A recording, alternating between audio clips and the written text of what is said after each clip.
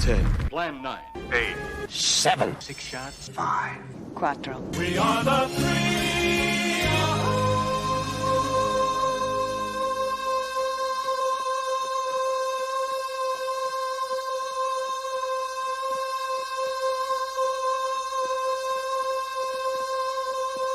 Amigos. 2 more mother humpers. One ring to rule them all.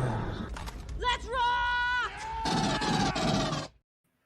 All right. Well, good morning, good evening, good afternoon, wherever you are. It's morning time here in Japan. And welcome back to Fermenting Film here with Fermented Cinema. Yes.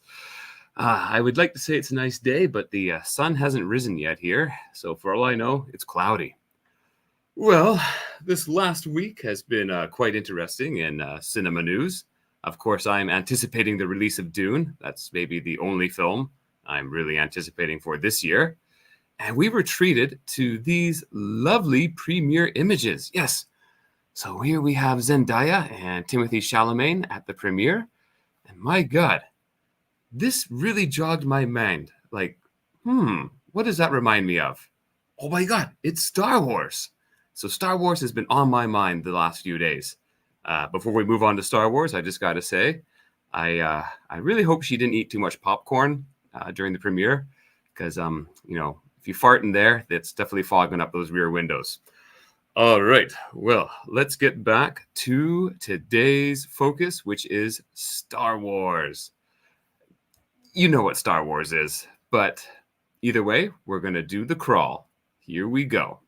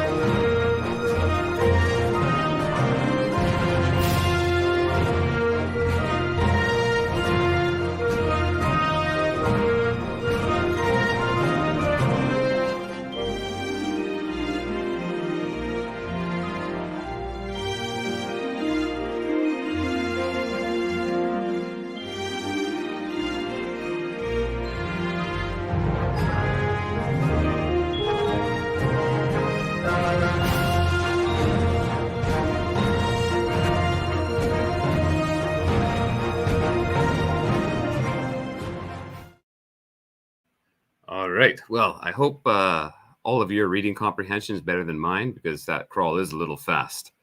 So yes, we're talking about Star Wars today, primarily A New Hope, episode 4. Unfortunately, this is episode 3 of my show, so we couldn't quite link that up, but I guess close enough.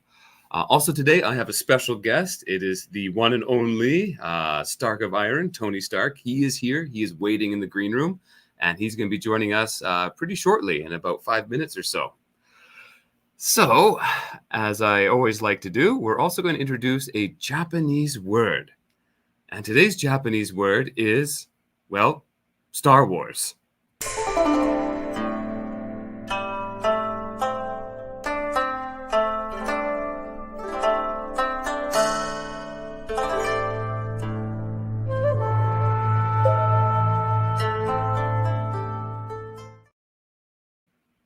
All right.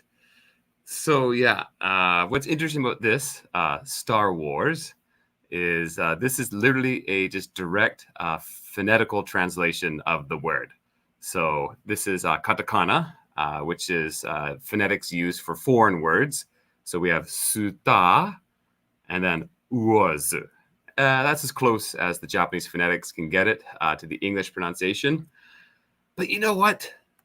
I find that kind of boring. Like, there's no pizzazz to that. And we don't learn any Japanese. So here is my own translation for Star Wars.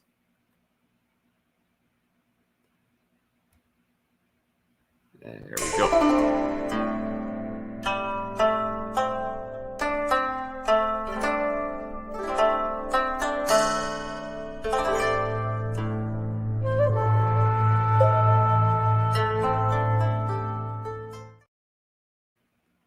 There we go. So, Hoshi no Senso. This is also probably a terrible direct translation, but this time Hoshi, so that means star, and no is possessive, and senso is war. So please take notes. There will be a test on this at the end of the live stream. So Hoshi no Senso, Star Wars. That is our topic today. Well, as I always like to do, just to do a quick, brief history, my personal history with Star Wars. I think we all have our own. And let me go over the notes here. So, Star Wars was directed by Jorge Lucas, and it stars Mark Hamilton. Oh, come on. You guys know Star Wars. I don't need to introduce who's in it and who made it. You all know. George Lucas made it in the desert, had a terrible time. Turned out to be a good film because of editing. All right. So my personal history, though, is I was first introduced to Star Wars actually with Return of the Jedi. So I was born in 85. So this is just after the peak of the first Star Wars craze. And at my grandparents' house, they had a VHS copy of Return of the Jedi. VHS copy that they failed to return to the rental store. I think it was, we were a Blockbuster family, but my grandparents, they were a Rogers family. So if anyone knows Rogers Rentals, that's where they got it. So pretty much whenever we went over to my grandparents' house, it was time to watch Return of the Jedi. And we watched Return of the Jedi probably like 100 times and never watched the first A New Hope or The Empire Strikes Back. And I had in my mind that Star Wars was akin to Star Trek, as in kind of like a serialized episodic show. And I thought there was like hundreds of Star Wars. Well, it pretty much is now. But back then, there was only the 3 plus the Christmas special. And then finally one day, I was at my friend's house, and he had the full VHS box set of Star Wars. And these were like the beautifully, like the old original VHS release edition with like the beautifully painted covers. And so we popped them in and we watched all 3. I think it was like 9 hours. We watched all 3 straight through. And my God, I fell in love and absolutely enjoyed it so much. Empire Strikes Back was instantly my favorite, but I definitely loved A New Hope as well. And then came the special editions, remastered, and I got to watch those in the theater. And that was a lot of fun. I think went with my brother, went with my dad. And yeah, then after that, I got my own VHS copies. Unfortunately, were the more bland cover that just had like Yoda's face, the Stormtrooper's face, and Darth Vader's face.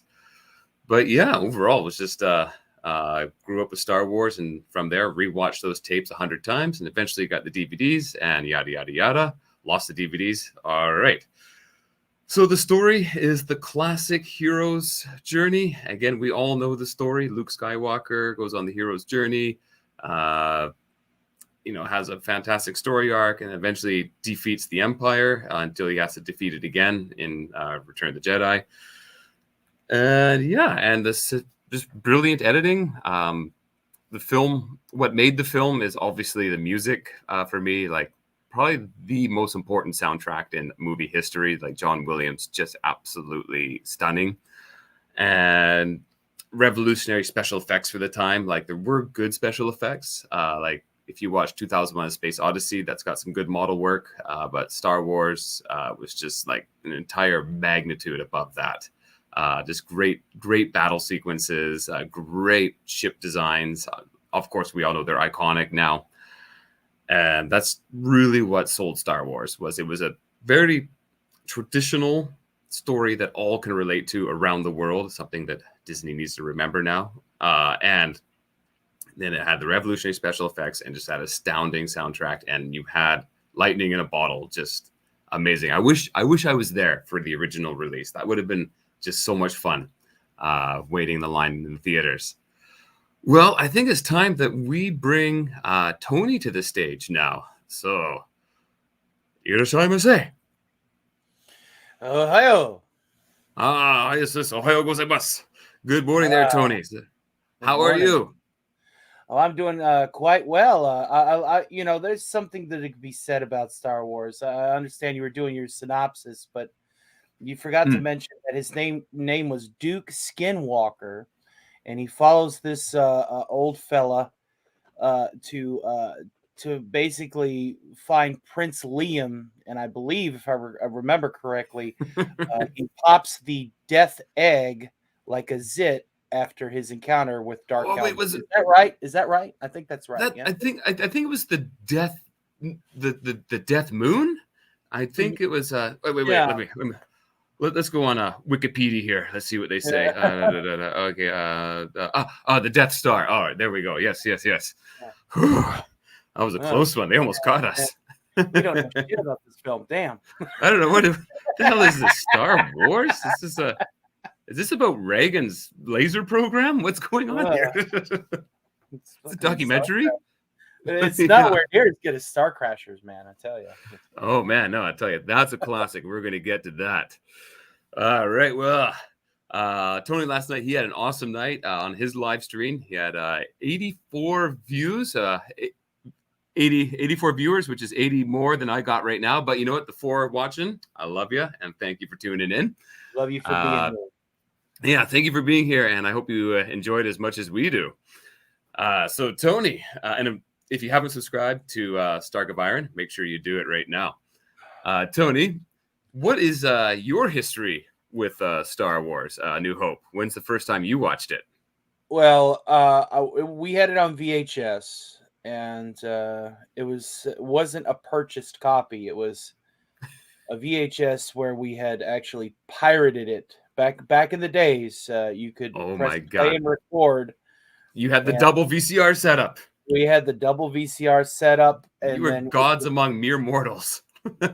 like we had 2 VCRs. We even had like a couple of rewinders. That one that was in the shape of like an old '66 Stingray. You remember those old tape cassette? Oh rewinders? yeah. Actually, I had one of those too. Yeah, because I worked at Blockbuster, so yeah, I knew all about rewinding. Center had a big, 3 or 4 Philips decks. Had this big sound system, and we would just rip tapes, and so we rip them, take the rentals back. And that was my first experience with Star Wars: A New Hope. You know what? That's you guys were a rebel. That's like perfect, right? That really fits the cinematic universe, the evil rental empire. Right. That stranglehold of, hey, pay us $5, you can hold on to the tape for a day and a half. Okay, thanks, asshat. But that and Empire, and I grew up loving Star Wars so much that I just had to buy up every Kenner figure. If we get time, I actually got some show and tell stuff. Nice. With the Star Wars TCG, the collectible card game, I got a binder full of stuff. Oh my god, that's awesome! From '95. I still have a couple of decks, but it is a lost art. Nobody knows how to play anymore. But I would love to. You got to go to the Jedi Temple stuff. Right. I played Empire because playing. Let me tell you something. The game was imbalanced. Let me tell you why. Because I would see these people. They would bring in all of these high end. Oh, I got all my Jedi here. I got Han and stuff. And I would win with a trooper deck because troopers were cheap to deploy. And as you play locations out on the map, the quicker you got somebody out there, you're waiting for your opponent to be able to build up enough resources to drop one of their bigger guys. So at this point, I'm draining their deck because I'm controlling a location. Why? Because I just have a trooper there. Well, we all know the troopers are an endless line of cannon fodder. Right. They just keep on marching them out. So let me drop my stormtroopers. Stormtroopers. I played the Empire like the Empire should have played. And exactly. Just like the Russians play theirs. Right. So I'm going to show that off for you all today. I got a copy of the Encyclopedia of the Original Extended Universe, circa 1995. Oh, yeah. I think actually I had that too. Yeah, I still have mine. It's a well-worn tome, but I'm going to show that off. Man, no, mine's in storage somewhere. Just like because you're going off about your toys, and I forgot to mention. You know what I had? I had the Micro Machine Star Wars toys. So I had the Micro Machine Millennium Falcon, the R2-D2 that folded out, and it was Jabba's palace. I had all the ships. Those were my favorite for collecting. I absolutely love those.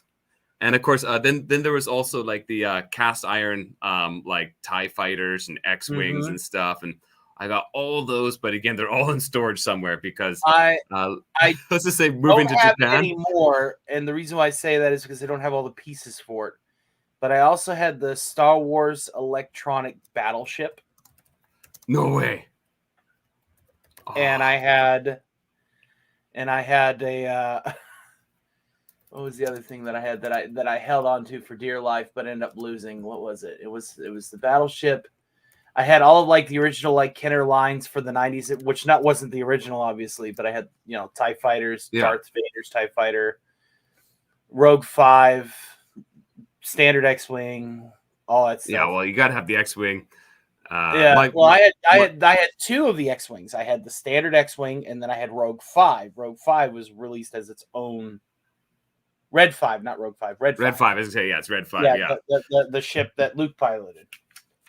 yeah. But Uh, yeah, my favorites though were always the TIE fighters and the yeah. Star Destroyers. I don't know. I think the Star Destroyer is like my favorite ship design of all time. It's just so menacing, so cool, but also Whenever I like show so off my fleet, clean. my Imperial fleet of Star Wars cards, you'll see my my quite nice fleet of Star Destroyers. I was an Empire guy. I mean, No, me too, me too. And actually, yeah, that was in the nitpicks we're going to get in later. That's one of my flaws. I think with a New Hope is it doesn't have the empirical theme. right. That didn't come in until Empire Strikes Back, and for me, that the empirical theme is my theme. Like I absolutely loved it. I even made like my own Star Wars movies as a kid, and of course, like that theme is overplayed to hell in the background. Um, Actually, I want to find that because I do want to do that, and then I want you and a couple others on, and we do like a Mystery Science Theater type riff of it as we watch it. Oh yes, yes, yes. So I gotta, when I'm back in Canada this summer, I got to rummage around some of the storage bins and try and find that VHS copy.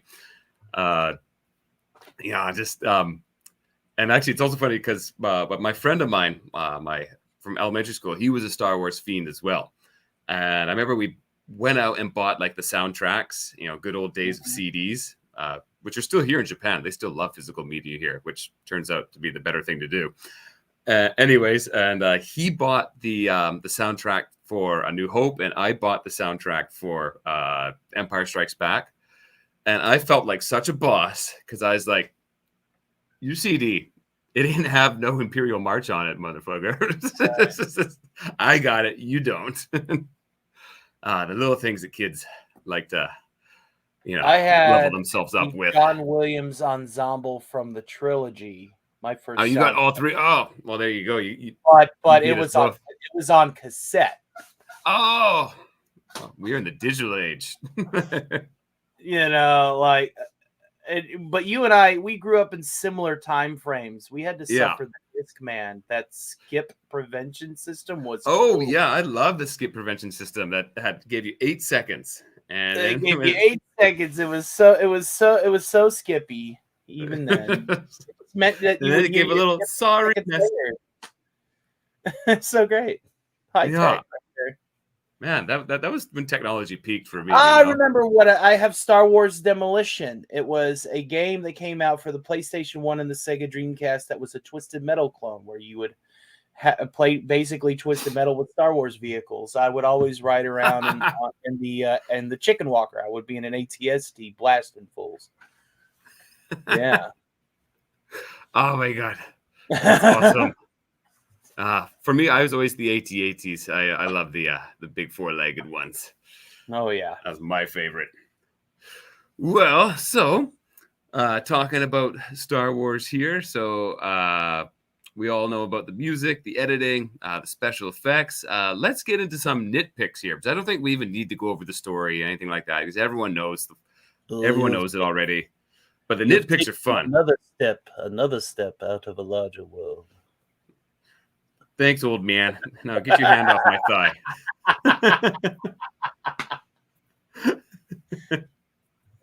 Oh, God. So we got the nitpicks. First nitpick is a goofy one, is the 70s hairstyles. Yeah. The first Star Wars New Hope is definitely dated a little when it comes to the hair and sideburns. Especially like any of the like ancillary characters, like the background generals or the people that have like one line, they'll come in and he's got these freaking mutton chops and stuff. Right. And like, You got Mon like, Mothma coming in there with a perm. yeah. It's like that's not military standard. That's not military standard sideburns. What the hell are you doing? Get like the Mr. Burns thing, like go back and shave those sideburns off.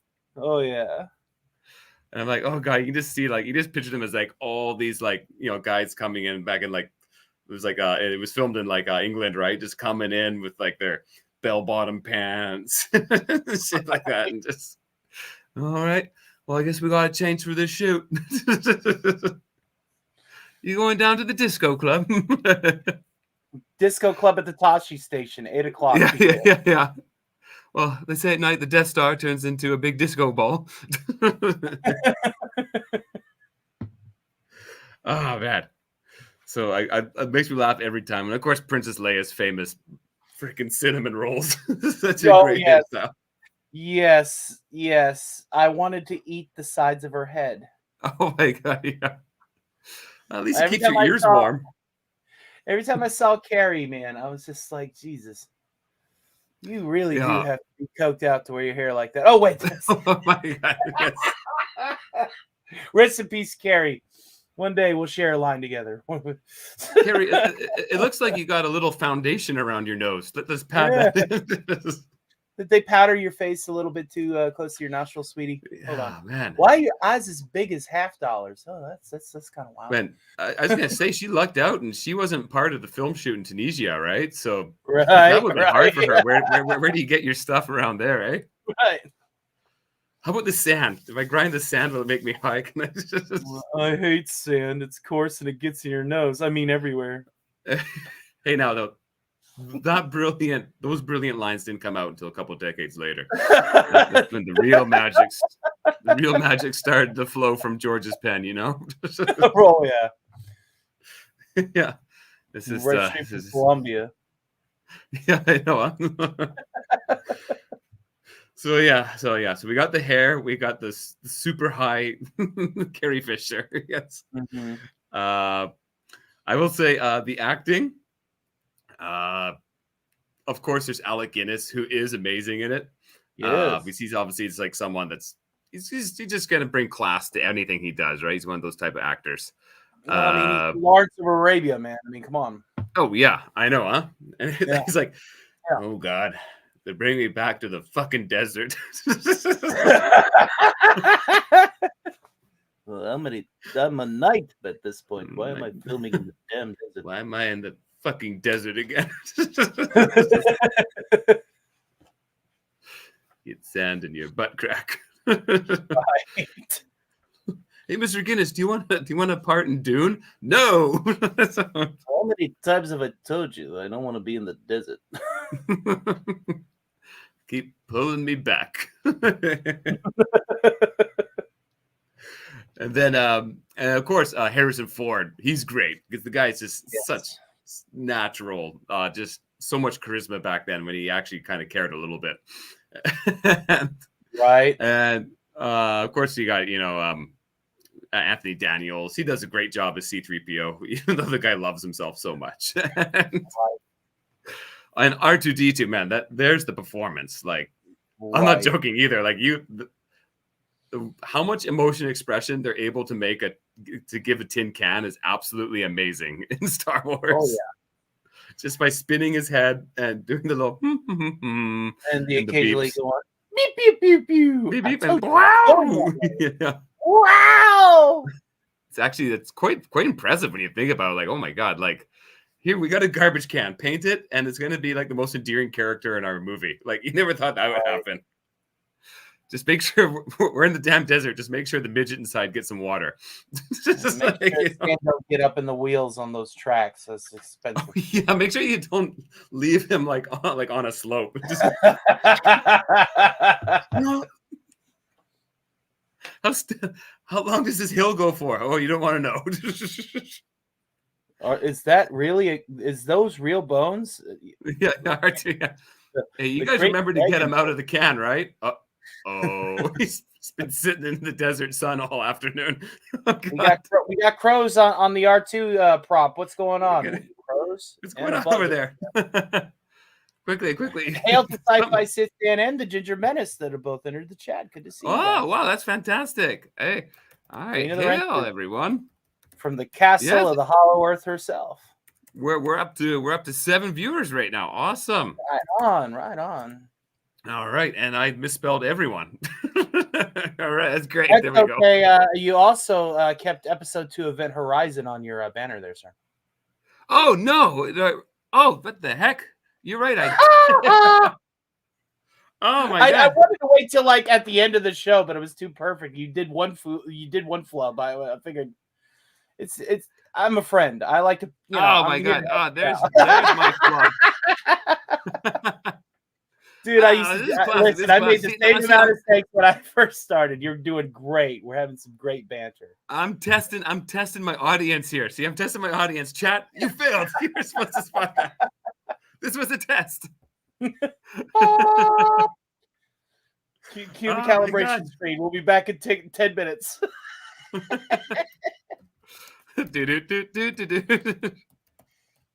The having technical screen from The Simpsons with the dog pulling the plug out.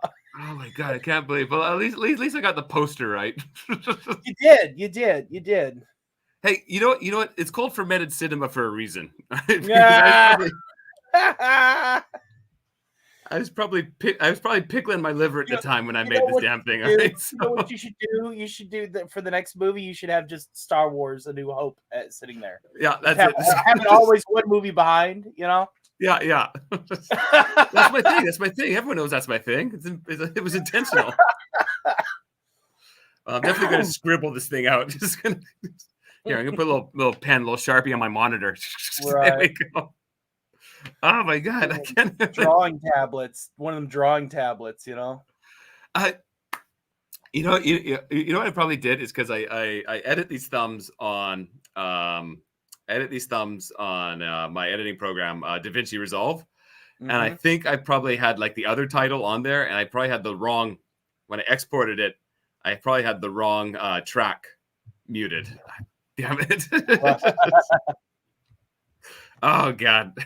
well, you know what? There's always going to be bumps along the road, especially the roads I drive. That's my life. It's all good in the hood, as they say. Back to the nitpicks. It's charming. It's charming, right? Is right, people? Yeah. It's charming, right? Yes. We're trying to nitpick Star Wars, not your production. Yeah, hey, don't worry. There's a lot to nitpick on my production. And that's what we're going to do. I told you, I'm going to have my own movies on here. We're going to nitpick them to pieces. I got a couple lined up, but I want to have like a good panel of like 3-4 of us, right? And just actually, you know what? I'm planning to do that on my birthday stream, which is coming up in a couple weeks. Oh, that's cool. So, dibs on the Crow T robot avatar. Yeah. Oh yes. Actually, yeah, I got that. Let's do that, and I'll be Tom Servo. We need a Mike and we need a Joe. Yes. And we need a Dr. Forrester. My dad kind of looks like Dr. Forrester. Yes. Have you seen Dr. Wait, we're getting way off track. But last thing about Dr. Forrester, I love his recent pics where he's like holding on to that flipped up hair, but now like the hairline's like back to here. It's awesome. But anyways, back to nitpicks on Star Wars. One that's always been stuck on my side, and I do this for a lot of movies because, especially like Star Trek too. Because it's like whenever like a main character dies, there's like a huge funeral and mourning, and it's like, oh my god, it's the worst thing ever. But if like a minor character dies, no one gives a shit. Just keep moving on. And I'm like, hey, wait a minute. I always felt when Aunt Beru and Uncle Owen died, Luke moved on pretty quick. Like those are like essentially his parents that raised him. Like I know it sucks on the moisture farm, but come on, like. He just does that one like look down at the Right. ground. It's like, well, let's get out of here. Thanks. Right. No moisture harvest for me. Woohoo! And I was So like, the "Ah, we 70s, so the 70s hairstyles. Some Mhm. of the acting was a bit campy. Carrie Yeah, was campy coked acting. out. Coked What out other Carrie. nitpicks have we got? Yeah. Not enough remorse over Aunt Brew and Uncle Owen. Like, they provided him blue Right. milk. Yeah. They Yeah. provided him blue milk, and I don't know. They raised him, and you go there, and there's their burnt out skeletons on the ground. And he's like, ah, shit. Right. Well, I guess I guess I got to go with you, old man I just met. Well, yes, it's time for you to Wait, begin your what? journey. For all he knew, that was like he just met this old man, and just as soon as he met this old man, all of a sudden his parents are dead. For all he knew, that was his ploy to get him to live with Right. him. Yeah. Maybe he was like, one of those Jedi that we saw on the news on 60 Minutes. Troops was Exposing the filmed Jedi. on Troops was filmed on location with the men and women of the Imperial Army. All suspects are guilty. Period. In the Empire, you're either guilty or you're dead. So yeah, that was a big one. I felt like they could have done a little more with him, at least reminiscing about that once more, bringing it up, saying like they killed the Empire killed, like maybe later on he like has to at least say like the Empire killed my uncle and aunt or something, right? Just to give a little more idea of vengeance in there for it, that it's at least something that affected him more than, like getting a speeding ticket or something. Right. Yeah, he acted like he just like he lost like the remote control or something. Like, oh, well, okay, I'll go do something else. And here's my big one. This is my big one that's bugged me my whole life. It's a bit of a plot hole. Is when they leave the Death Star, Right. They say she says, well, Carrie Fisher, when she came down off her high, she says they're tracking us. So she knows they're tracking them, and their ploy is like they're trying to fish out the Empire so they can attack them, right? They attack them with the fleet, which is, it could be mobile. So my feeling is, why did they go to the Rebels base? Why did they expose the Rebels base and risk killing all the Rebels with the Death Star? Why did they fly to like a different planet and tell the Rebels, bring the fleet here, fishing out the Death Star, it's coming this way? So that's always been a big nitpick of mine, is they know they're being tracked. So why did they expose the Rebel base and risk killing everyone? Right. Because even after blowing up the Death Star, the Rebel base now still has to move because the Empire obviously knows where they are, and they're at least going to come with like the fleet afterwards, right? So like that celebration after destroying the Death Star would have been very short, where it's like, yay, we gotta get the fuck out of here because they're gonna be here with 1,000 Star Destroyers soon, like, yeah. So that's probably my biggest nitpick on the script. They should have done. I got a different nitpick there. you haven't mentioned yet. All right, I want to hear it. Plotting a hyper jump is a little bit more complex than dusting crops, boy. Where on that planet do you dust crops? Well, yeah. Like Han Solo, he's literally saying dusting crops when the only thing Tatooine farms is moisture and the occasional herd of panther. Yeah. Because I guess I said because they're a moisture farmer, which literally means that they're gathering moisture, right? Yeah, because they use evaporators to turn it into water that they either export or sell within their own economy. It's because it's a freaking desert planet with 2 suns. It's in a binary system. 2 suns and a lot of beach. Miserable. A lot of beach, just no water. A lot of beach, but no water. Like it's just. And furthermore, you would think that in an advanced futuristic society like this, that people would be able to hydrate crops in a little bit more efficient manner than just freaking dusting them with a freaking plane or a speeder or whatever they would dust a crop with. It was obviously a very 70s farm boy reference and jab. It was written into that script. Yeah. And Harrison delivered it. I'm just like, dusting crops, man. Well, maybe he literally means dust. Maybe he literally means dust. That's what I think he means. I'm just saying, man, that's like my biggest nitpick with that whole script. Yes, there's some plot holes with the fleet, sure. The rebel base has to move, sure. But the Dustin Crops line. Well, also Uncle Owen's going on about saying harvest season. Well, yeah. how is there a harvest season for when you're collecting moisture? Like, isn't You that just have- like a continuous you process? Or These units that are constantly gathering enough water to then export or to trade at whatever spaceport you're taking that water to. It makes yeah. All right, we're picking this thing apart. It makes absolutely harvesting water, guys. Harvesting water. But apparently, we have a season for it. I don't know. And then we throw dust on it or something. This is what's going on here. You know what? I'd say it's a backwater, but there's no water. It's a back dust. Backwater. Yeah. Oh my God. We're pulling on those threads, and this whole sweater's coming apart, George. What the hell were you doing? Well, that's where they should have. Luke hates Tatooine so much. That's where they should have brought the Death Star at the end. It's like, let's do another test fire. Let's do this. Looks like they're like on the way back. What about that guy? What's his name? The Hutt. Watto? The Hutt, that Jabba fella, and then of course the Imperial dignitaries go, yeah, he's got good money, but just blow the planet up. Just nuke it. Yeah, you got like they're like going back to the rebels. Not that lost credits.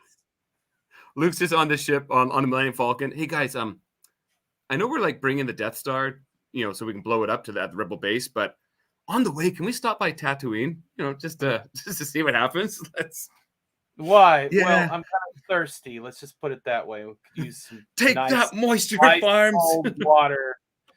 Go for that last glass of ice cold water.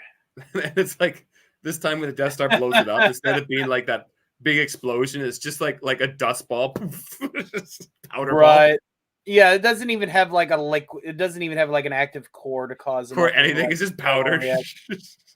It's like taking a mothball and just throwing it against the wall. Yeah. Freaking dust. Well, the laser would go through it. There goes the most scum and villainy I've ever seen. Goodbye. Wait a minute. I thought we were supposed to be off the planet by now. Shut up, old man. God damn it. Shut up, old man. You're dead. And you're still bothering me. They're force ghosts on a rock. Force ghosts is sitting. It's like the planet blows up and it's just his force ghost left sitting in the middle of where the planet was. It's like, well, there went that adventure. What adventure? You would have died anyway. Shut up. I wanted to fight my apprentice one last time. No, you just wanted an easy out. You said, I'm done with it. All that sneaking around the Death Star, you're like, you know what? I'm tired. Oh, I'm so tired. My legs. Oh, my back. Just take me out, Darth. That's right. Oh. And I'll tell you, I think now is the moment where we should remember all those who died in Star Wars. So everyone, please take a moment of silence, for this is In Memoriam. Light.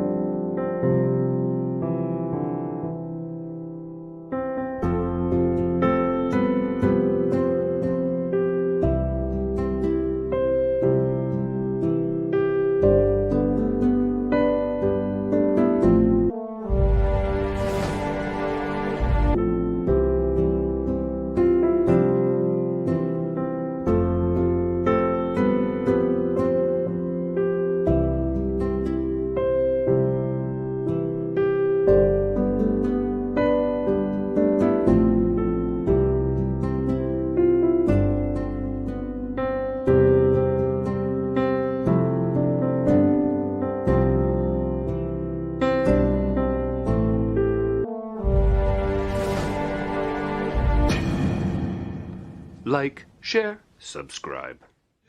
Did you hear that? All right. Total body count by my calculations is 782,000 on the Death Star and approximately 3 billion on planet Alderaan. Give or take a few thousand per Plus some planet. change. Yeah. What we're saying is this movie it really does put into perspective the fleeting, temporary, and otherwise feeble lives of those that are involved in it, and it The takes absolute pointlessness of our lives. yeah That's the theme of this movie. the liberties the movie takes. To be fair, this is one of the best slasher films of our day. It killed so many people. This is one of the most violent movies in history. Yeah, this killed so many people. This is like, all right, boom, gone, boom, gone. And let's have a party. Yay! We popped the planet like a Sith. Then we popped the Death Star like a cyst. All those people had families, jobs, places to go home to. I could just see myself. I'm going driving home from Alderaan on my speeder. I'm just like, man, this can't get any better. This was dedicated to all the orphans orphans across the galaxy from this horrid movie. This is the story of Brock Lesnar. All right, he got himself a nice promotion at work. He's a very upstanding citizen of Alderaan. He's like, his wife tells him that she's pregnant with a second child. He's absolutely elated. He gets off the comms with her, gets in his nice expensive speeder, gets driving home, and he's just like, life cannot be any better. And then you see the green beam. Okay, all right. Aurora Borealis. Like, and then there was poor Bubba Tuna. Bubba Tuna, he lived on the planet Gobblegop, and he was the best plumber, the best plumber you'd ever seen. But unfortunately, times were hard, and the Empire said, "Listen, we're building this Death Star. We're operating. We need plumbers." And he said, "I don't agree with them, and I don't like what they're doing, but we need work, and we need cash because he had all his little puddlings, all his children." And he went to work on there, and he said, "I'm going to change things from the inside. I'm going to really help, well, literally and figuratively." And then boom, gone in an instant. This is what happens, I'll be right back. I keep telling people not to call me when I'm on the air. We'll be right back. Wow, somebody's popular. You know what it is? It's George Lucas. He's watching. He's one of the 7 watching right now. One of the 8 watching. We pissed him off. We pissed him off big time. He did not like us poking holes in his airtight script. Oh, geez. Well, if he's got Stark of Iron's number, then it's only a matter of time before he finds me, too. Oh, man. Luckily, I'm in Japan, though. And I don't think he likes to fly very much these days. So, yeah, that's the tragic story of Star Wars, really. It's a story of death and destruction and broken lives. And Wookiees, and sorry about that. 4 cornerstones of life. Whew, oh man, I had to keep the room together there. No, you did fine. I heard Wookiees. Heard Wookiees. The audience loves Wookiees. Wookiees know how to handle a good roll of duct tape and a good TIG welder. Let me tell you. Yes. Yeah. Well, if we notice on those RIPs there, a couple little jobs I gave to the special editions. Oh Lord, here we go. Oh Lord. So I think before we move on, we'll just have a quick minute on the special editions. For myself, I remember watching them again. I saw them in the theater as a kid, and at the time, it was pretty cool seeing some new stuff, some new Star Wars stuff, and I think they work well as a bonus feature. They work well as a gimmick, but unfortunately, I don't like it that they are now the canonized official editions, and that you can't even really get the older editions without a little high seas action. I think that's what rubs me the wrong way on that. It's like, no, the originals are still my canon, right? And I wish they were still like the go-to version, where these were just kind of like, like a director's edition, special edition, right? Right. So because, well, some of the stuff is kind of neat. Definitely some stuff is quite tacky, like the CG Jabba the Hutt is pretty bad. No matter how many times Oh, the Jabba the Hutt scene. Oh God. Especially when Han stepped on his tail and then he saw awkwardly the goes up. reaction on his face where he's like, "Ugh." I I just thought like this was how supposed to be a fucking mob boss. If you'd have stepped I on know. Jabba the Hutt's tail, he would have had you killed. he would have whipped him with his tail against the freaking side of the Millennium Falcon. Kaboom! He would have had because Boba Fett was right there. He would have been Yeah. like, "Dude, shoot the guy. He just disrespected me. He stepped on my tail. This landwalker stepped on my tail." Don't you know how that Hutts are like exuberantly like they powerful. think they're better than everybody and Yeah, posh and like my God. You yeah, go against the like tail. Man, and then also I just love how when they always try to edit that up so he goes up and it looks like he literally looks like a cutout like PNG image. It's like yeah, he goes up and down the tail.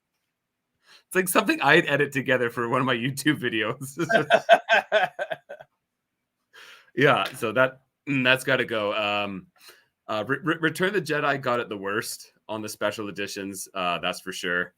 I hate that zoom in shot of the guys like what's it called, like Ugala or okay, God, I can't remember what that thing's called in the back of your throat. And don't Uvula, okay. Not to confuse it with the Osmosis Jones where he's like, you know, that dangly The part. little dangly thing. Oh yeah, his boxer shorts. Yeah. No, Yeah. not that one. Yeah. So there's God, I hate that shot so much. I think even when I watched that in the theater, I was like, oh no. Yes, thank you, Ginger Menace. It's the uvula. It's a little flap there to keep you from, you know, inhaling your food. Yeah, well, there's a lot of R-rated jokes we could go into on this topic. Guess what? One of these days, Luke, you'll learn how to swallow a lightsaber. Lightsaber swallowing, the one circus act where we are constantly, and I mean constantly, tiring. Yes. Yes, there's always it's the stormtroopers' favorite form of entertainment, and we're always got positions available. All right, well, so I think we're on understanding for the special editions there. Yes, but I want to move on to something very special, and that's today's bad movie surprise.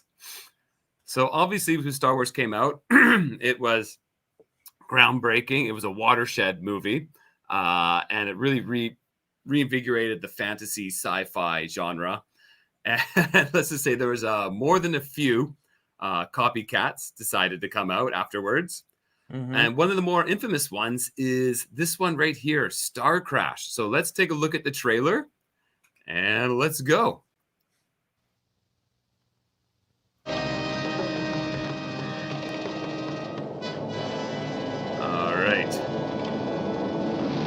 Tony, you can unmute if you want on this. Yes, suits. Into the furthest reaches of space and time.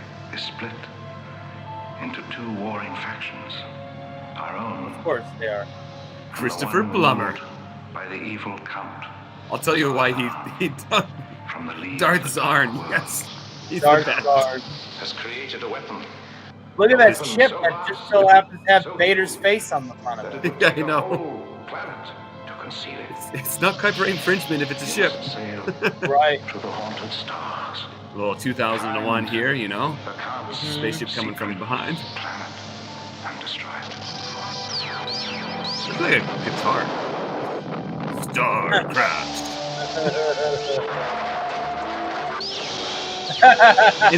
Information now. Everyone, keep information. Keep information. Don't mind the intercepting fires. The information. It's a windy day. Now that's an outfit for space. Right. Oh, yes, Barbarella vibes right here. She is hot. She's very hot. Yes. You know, this movie's pretty good. Yes. Yes. And David the Ray Hasselhoff. Harryhausen droid. The Ray Harryhausen droid. See, they knew costume Right. design back then. Yeah. Planet of the Apes. They all had fireworks on their tummies. Oh, they were made right. Oh yes, the eye lasers. Now that really feels like Jason the Argonaut. That's correct. That is literally the same set. No. We need to go back. Holy crap. Yeah. That was the same set with from Jason the Argonaut when they fought the Colossus of Rhodes. Yep. That's the exact same set. All they did was put the robot thing in front of it. Oh my god. I'm not gonna lie, this trailer is literally showing you the whole movie. There's like nothing else really happens except for boring exposition.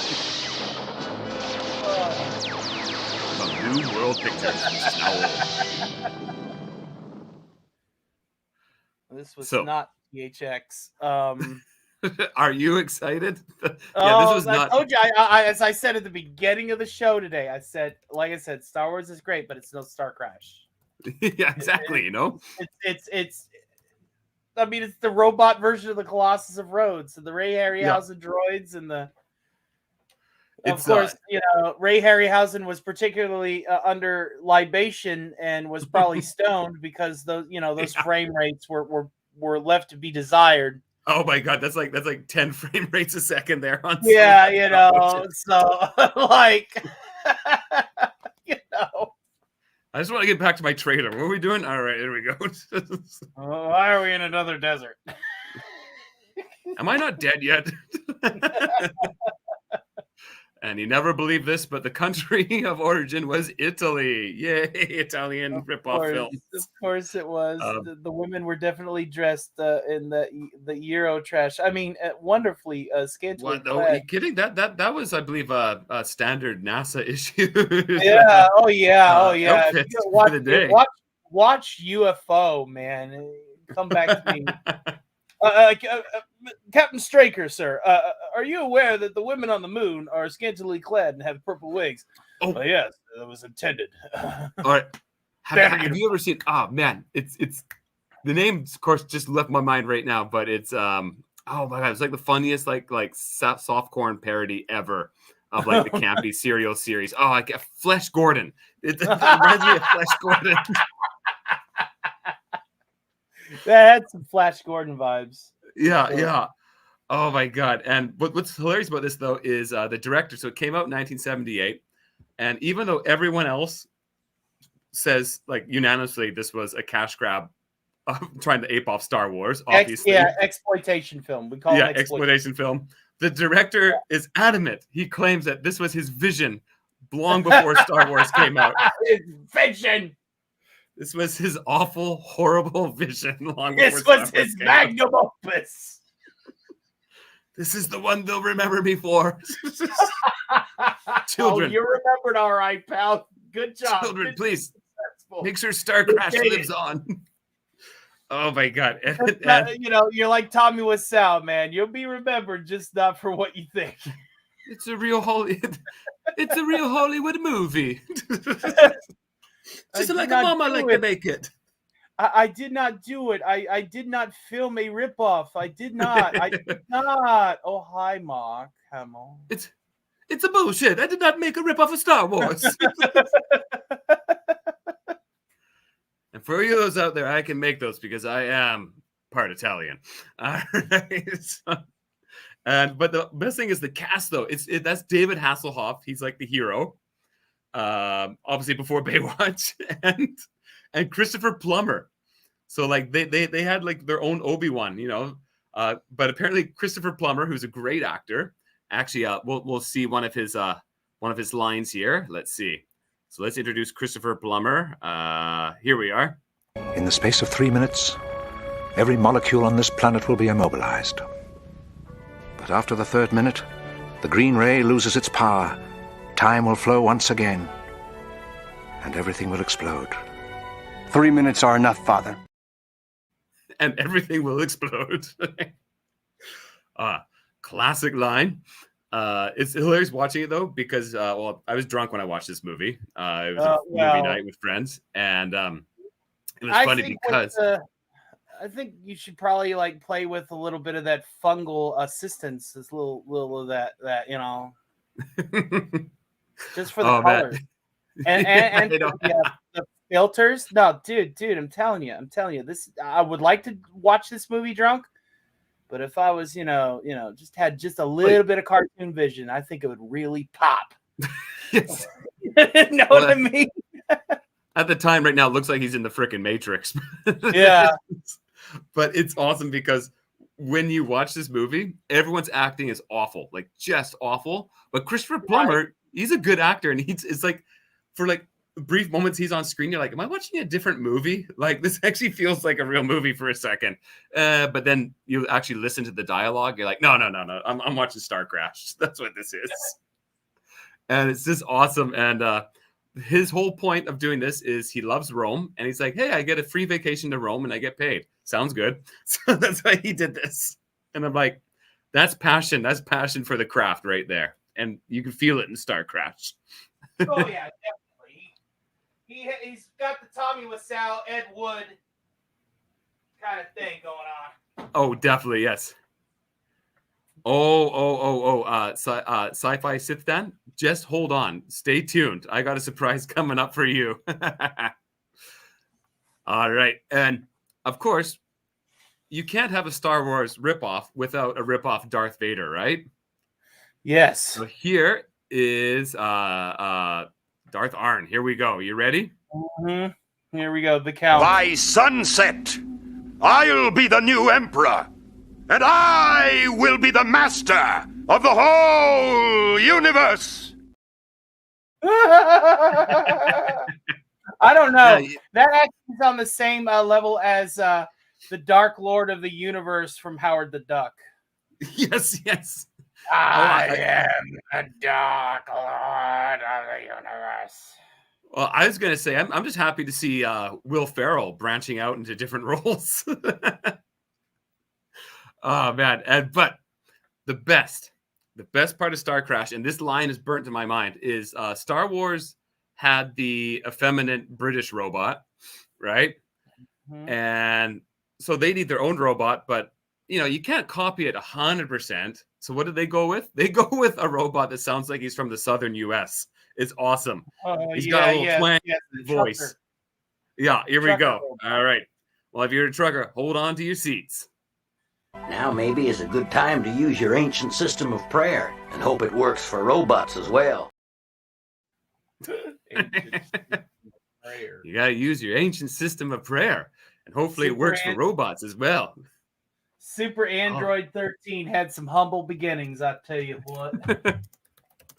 He just grew up down there. He grew up in a scrap plane just south of the Mississippi Galactic Line. Life was hard. Life was hard. He's a simple Mac with simple needs. It's a simple robot trying to get his mom. Trying to get his mom a new trailer. a new voltage adapter. I work my days as a tractor. Well, Sci-Fi Sith Dan just brought up another one called Star Odyssey. And I like that because we got, Star Wars. Now we got Star Crash. Apparently there's a Star Odyssey. So I was, just for fun, I was jotting down notes. I'm like, what are more rip-off names we could do for Star Wars?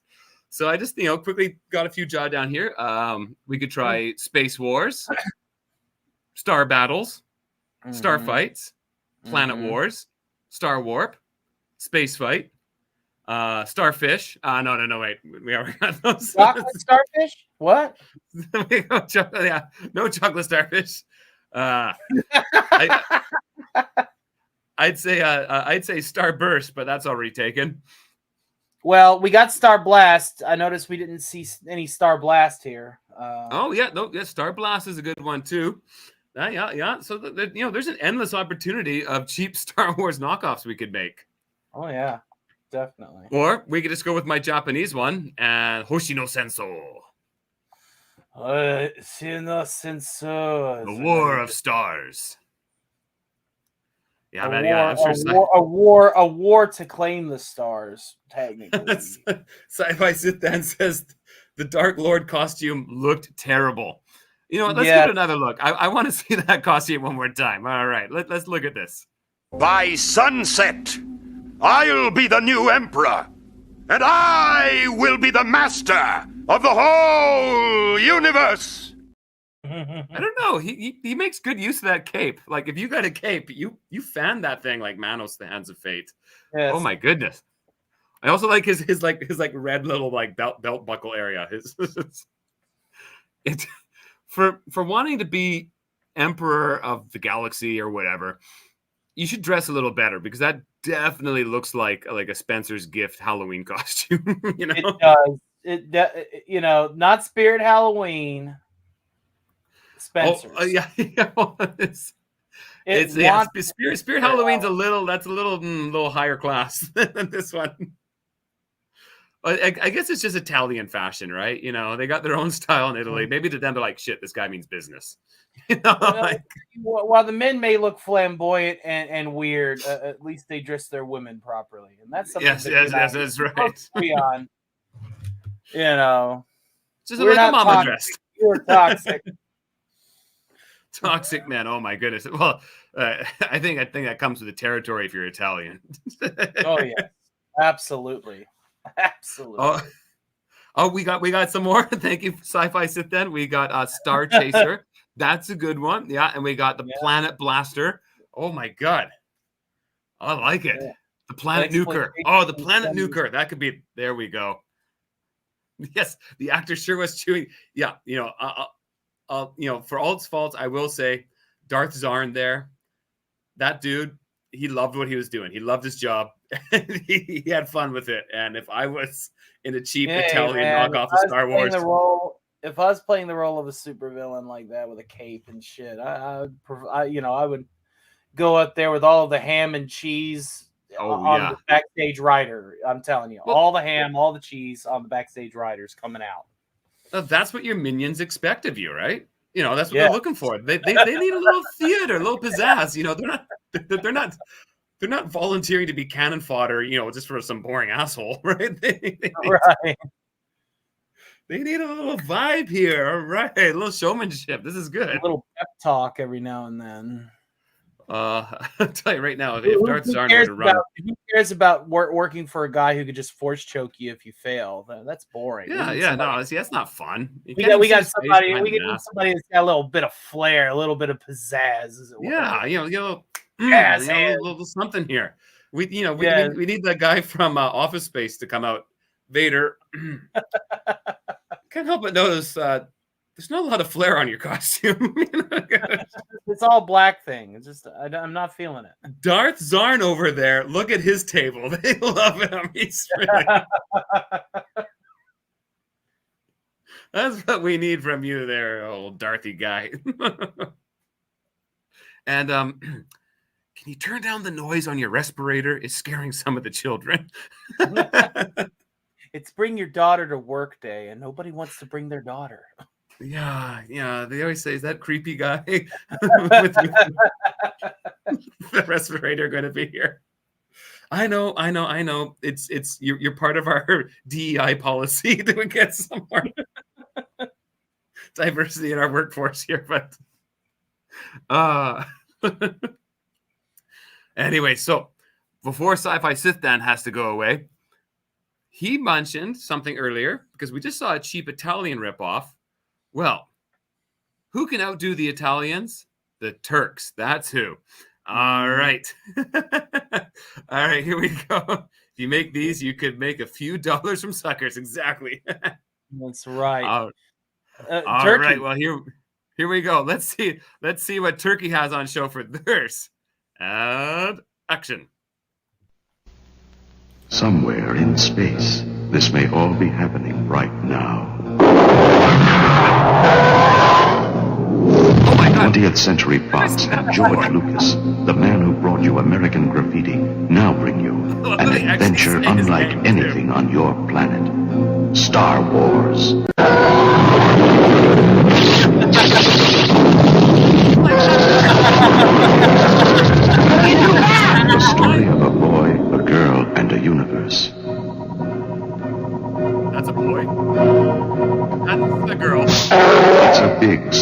thrilling space saga of rebellion and romance. It's a spectacle, light years ahead of its time. I am C-3PO, human cyborg relations. That's not C-3PO. A billion years in the making. Star Wars.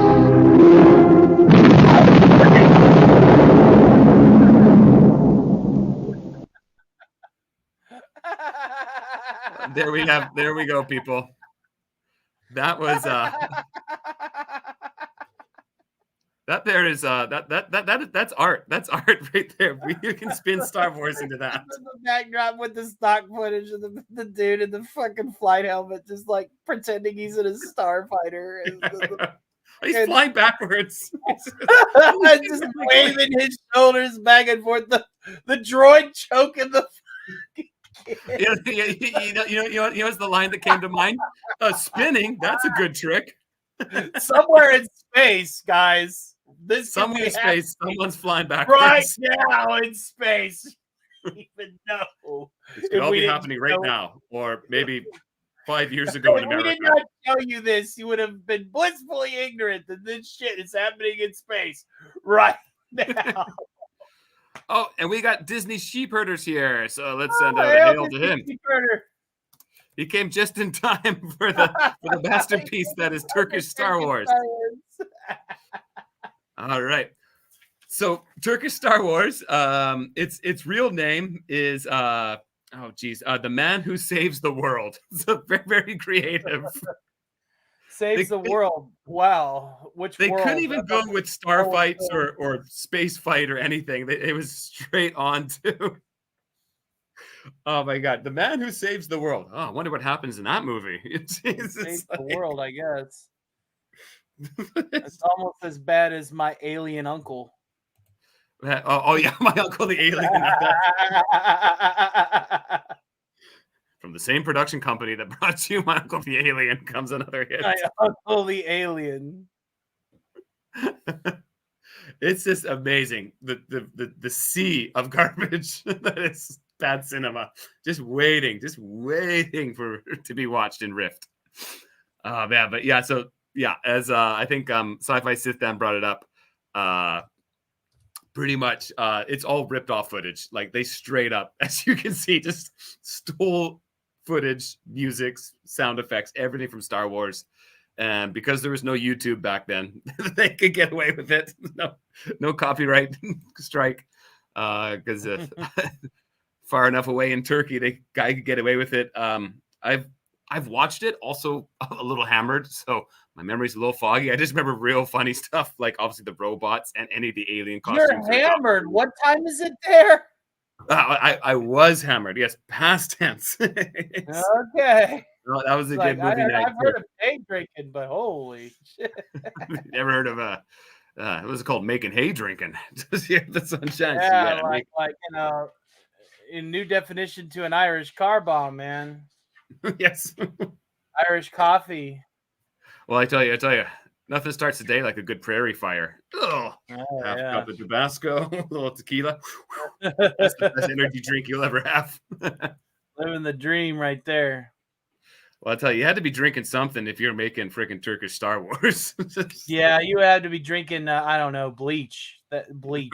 Absinthe. Yeah, probably bleach. Hey, it cleans you out. But yeah, it cleans you out, and then what you shout out is Turkish Star Wars.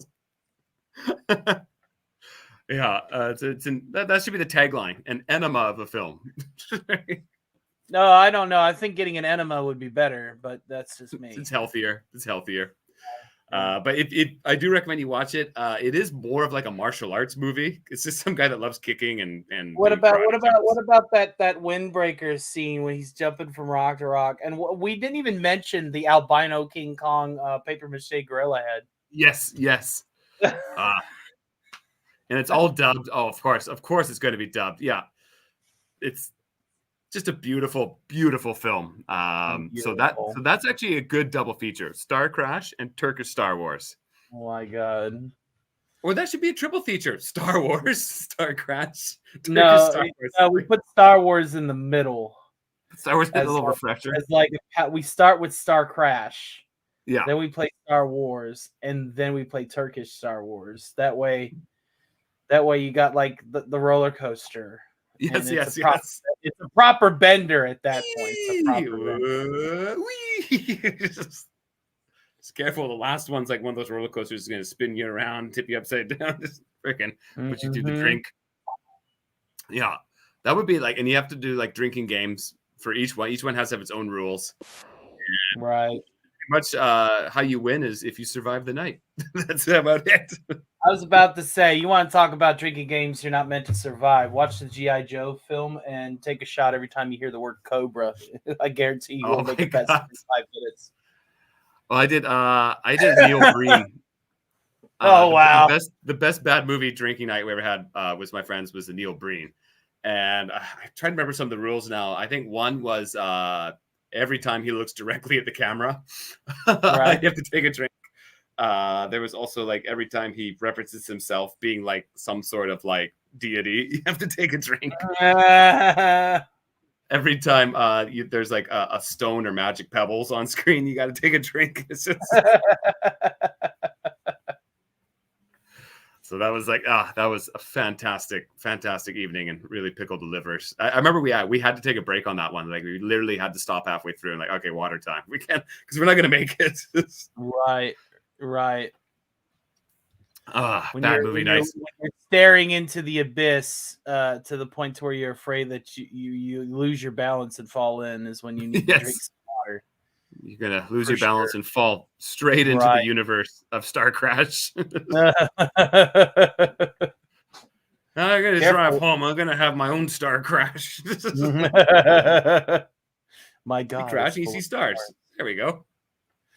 My God, it's full of stars. Well, what's funny is I think in the last 10 years, like obviously we know that the average quality of films coming out has definitely deteriorated. There's still some good ones. Like I said, I'm psyched for Dune. But I would say the last 10 years, I've probably watched more bad movies than I've watched like new good movies. Such is the fate of becoming a pundit. This is the cross we bear. It's just, I don't know. It's just something so attractive about them to me. This is so much fun. I love a good Schadenfreude. You know? Oh, okay. Sci-fi, sit down. This is a good question. Do you think Neil Breen is the Ed Wood of today or worse?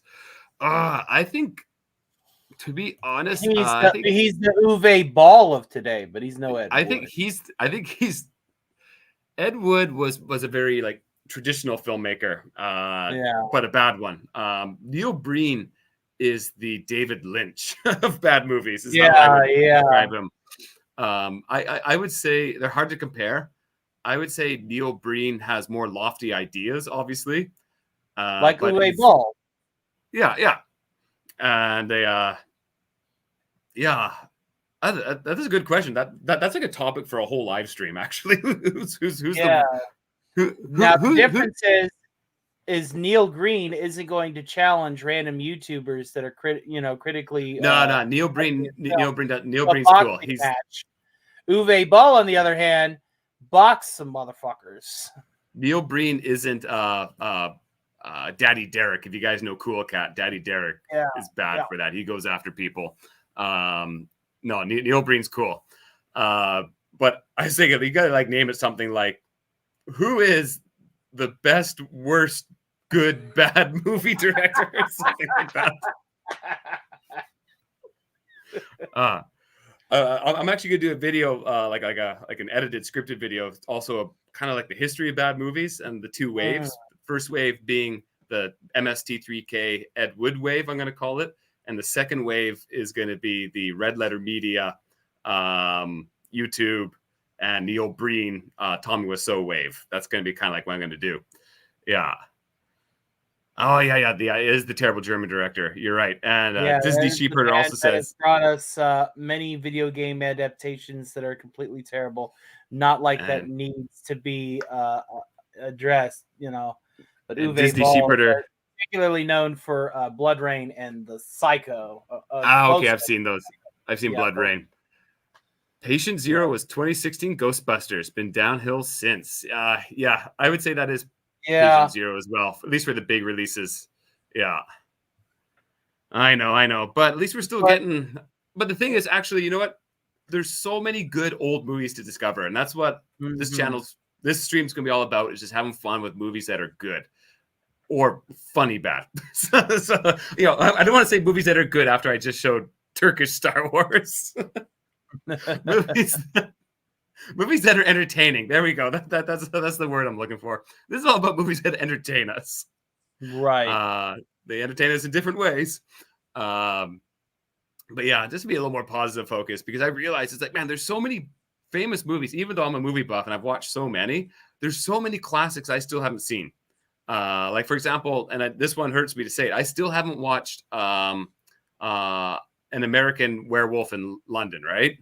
Oh, you and I have a watch party date. Yeah, because I want to watch that, because that's on my list. I have never watched. Now, this one people might chastise me for. I've seen the second and the third Godfather, but I haven't seen the first one, and I'm Italian. God. Yeah. So you just get these you just get these odd ones there where it's like they've been on your list forever, and it's like for some reason I've never seen it. I've seen My Uncle the Alien and Star Crash, but I haven't seen The Godfather. We have some training to do, Luke. Lots of training. Listen, old man, I said if you don't take your hand off my thigh. I'm afraid I'm going to have to double down and put my other hand. I'm going to shove that lightsaber where the sun don't shine. I'm afraid. Yeah, I know. I'm I know. I must apologize, Disney Sheepherder. Don't worry. It's going to happen. It's going to happen. And when it does, I'm going to talk about it on this show. Today's other Japanese word is gomen. Gomen, yeah. To which he will now furiously beg for our forgiveness and our favor. Forgiveness, please. You bring shame to the family. You will never escape the trappings of middle management. Oh, I've been there. I've been there for 11 years now. Oh my God. And actually, so talking about that, I guess, is there any last comments or questions? Anyone in the chat want to send in a comment or question? Let's go ahead and do this show and tell thing. Oh yeah, let's do that quickly. Yeah. If any questions come in, we'll answer them. But yeah, do your show and tell. I know your time is precious too. Let me. All right, I'm trying to. Actually, resting on what I want to show off. Oh, youngling, you must move your triangular head. Oh. All right, so we got a little show and tell coming up. Actually, I do show and tell classes all the time in my school, so I'm going to be marking you while I do this. Let's see. Eye contact, voice, pronunciation. All right. Well, you're getting a 0 for eye contact right now, Starkavire, and I don't like this at all. Well, you're about to have your eyes contacting these ancient relics of a bygone era. Good night. Here we are. Oh, here we go. Nice. There's my Vader. Yeah, for those who weren't here, we were talking about this earlier. This is some pretty sweet stuff. Unfortunately, I don't have my Star Wars stuff to show because I'm in Japan and I'll Jabba, my Vader. Oh, man, okay. Dark helmet. That I made way back when. That's not. I was gonna say we gotta talk some Spaceballs. Wait. You gotta show me the Star Destroyer. Star Destroyer. Oh, do we need to go to the fleet? Yeah. Yes. Go to the fleet. I'm a ships guy. I love good ship designs, and Star Wars has the best ship designs in history. There we go. Oh, the TIE fighters. And we got some TIE advanced TIEs and some. We even got the Black Squadron down here. Oh, nice. And then over here on the other side. There they are. There we go. All right. That's my jam there. There's the interrupts. Go ahead and make me big so people can see them better. All right. Hey, make me big. Oh, jeez. Yeah. Do you know how to do that? There you go. Did And of course, there's the interrupts that also go. Interrupt cards are usually meant for theme decks, that will exemplify the effectiveness of your ships. And I believe I got my weapons. Yep, here we go. Oh, there we go. The blasters. Yep, that actually your ships, for whenever you do get into combat. I tell you, every time I eat too much kushikatsu in Japan, I got a blaster in my back. And here's some of the planets for the Imperial side. Oh, shouldn't one of them be explode? Oh, Imperial side. Okay, damn it. Yeah, well, I want to see the Rebel side. I want to see the Rebel side, and Alderaan is just space, just black space. Yeah, well, Alderaan wasn't in that, but then there's some locations on the Executor as well. That's what the blue is for. Is if you have the Executor out or the Death Star, those particular locations are part of that ship. So if that ship is lost, at the time, how much money did this set you back? Not as much as one would think. Okay. Because a man knows how to be thrifty with thrift stores. Now we go back to the front here. And there, of course, there's my big guys. But then, and the Death Star is on the front here. All right, let's see. There it is. Yes. And then my Imperial officers. So my Imperial officers and my troopers, TIE pilots. Now, before you ask, I have just about every Imperial officer that came out in the base sets, including Sideburns guy. Oh, yes, he's there, Sideburns guy. R.I.P. I think we should take a moment of silence. Chief Bast. Is not Chief Mutton Chops? No. Hey, look at you. You're looking like you could be an Imperial officer yourself now with that Imperial Ordered beard. Beard. And thank you, Disney Sheepherder. Yes. Cantina. You're going to keep working at it. All that good stuff. And then, so that's some of my Imperials. Let's go over to my Rebels. Because you might as well. Can't have... I put all my locations in... You're getting a little love for your beard here, my friend. Except for Tong. I don't know Tong. That sounds like a Star Wars character. All right. Tell Tony he has a good beard. Lando, Han, and the freaking Carbonite. There we are. Every night I go to sleep in Carbonite. This is so relaxing. In Carbonite, he says. And then... That's good and well and good. Let's show off. Disney Sheepherder says that character should have played in Game of Thrones, and I hope he's referring to Mutton Chop Sideburns. This bad boy right here. Remember this? Oh, yes. I do remember that. Oh, yeah. Whenever I did my 12 Angry Iron Man series to make up for the amount of money that I was losing from work, from jury duty, because where I live in my podunk little state, they pay you $12 a day. $12. Podunk little state? You must be in Rhode Island. Well, I hail from Kentucky, so. Well, you're honored here in Japan with your chicken. Oh, I know. The Colonel is like a freaking deity over there. Yeah, you can tell it's very much a well-worn tome. All right. We got a question for you, Tony. It says, do you have the MC-80 Cruiser? I do not. Do you have some of those cards? Sci-Fi Sit-Down he's asking. I never collected the cards. As I said, mine was I was big on the Micro Machine models. So many of the Micro Machine models. Again, if anyone missed it earlier, unfortunately my stuff isn't here because obviously 11 years ago I moved to Japan. And let's just say when I'm packing boxes and it's like hundreds of bucks to move a single box by ship, you're like, what do I bring? Do I bring my clothes or do I bring my Micro Machine set? And unfortunately, I made the wrong choice. And I brought my clothes. And I've been kicking myself in the ass ever since. I'm going to reunite with them. Actually, for fun, when I go back to Canada this year, I'm going to get out some big boxes of toys. And I'm just going to do a little fun, retro unboxing video. Why not? That'd be kind of fun to do, eh? Right. It might be good therapy for me. Palate cleanser. Get over all that trauma that Star Wars caused. All those people are dead. The Disney whole planet. Sheepherder says best fighter pilot Wedge Antilles. Changed my mind. Wedge was Wedge is yeah. He survived all 3 movies. Yeah. Literally against all odds. Odds. Against all screenwriting odds. He survived. He survived all 3 movies. Yeah, all odds and all contracts. Mm-hmm. And he still probably gets those residuals today. Oh yeah. Definitely. Lucky guy. Oh, and then of course, Sci-Fi Sit Down here says, "No, I don't.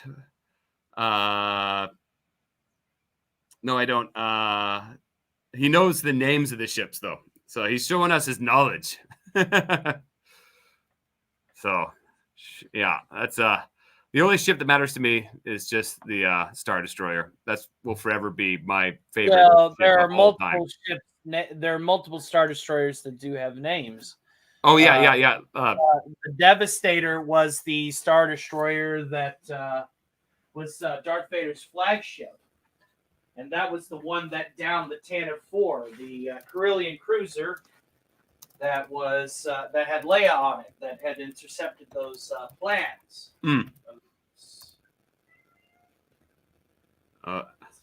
I say my favorite though is the Super Star Destroyer. Exactly. The Executor class is spelled Executor, but they call it the Executor. Yeah. Little nice wink, wink there, eh? Yeah. Oh man. Well, unfortunately, guys, it's 7:30 here in Japan. I know it's Sunday, but when you're in Rome, do as the Romans. And I'm working today. I work 6 to 7 days a week, so I've got to provide food on the table. You're in Japan. You're still a part-timer. I know, it's still part-time. 80 hours a week. My God, that's less than half a week. You lazy son of a gun. Yeah. Hopefully Disney will sell Star Wars. Yes, I hope so too one day. Agree. Disney Shepherd, it's sitting in all our hearts. That hope one day. But you know what? As a Star Wars fan, I've been through a lot. I've been through the special editions. I've been through the prequels, and I've been through Disney. So if my love of Star Wars can survive all that, I think it's going to last forever. These original films are always going to be important to me. Yeah, so I got to go to work today. It sucks, but sorry. I got to put food on the table. And at 7:30, and I'm amazed, my kids have not interrupted the stream. They're still asleep, so we got lucky on that one. I made up for it by having a fucking phone call. Yes, don't worry. Backstage, that son of a bitch is supposed to turn off his phone.